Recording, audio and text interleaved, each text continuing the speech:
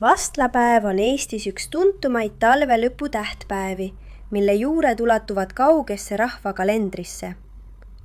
Seda päeva on tähistatud juba sajandeid ning paljud vanad kombed on säilinud tänapäevani.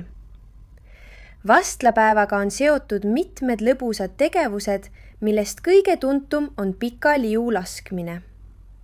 Vanasti usuti, et mida pikem liug, seda pikemaks kasvavad linad ja seda parem tuleb uus aasta.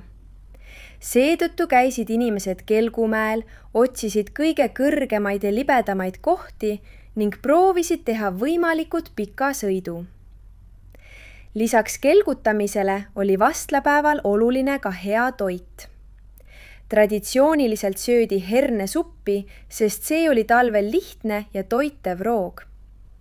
Magusaks maiuseks olid vastlakuklid, mis on täidetud vahukoorega ja mida armastatakse väga ka tänapäeval. Mõnes peres valmistati ka seajalga, mis sümboliseeris jõudu ja head tervist. Tänapäeval on vastlapäev pigem perepäev, mil lapsed ja täiskasvanud veedavad aega õues. Paljud teevad lumememme, mängivad lumesõda või lihtsalt naudivad talveilma. Koolides ja lasteaedades korraldatakse vastlapäeva üritusi, kus räägitakse vanadest kommetest ja tehakse käsitööd.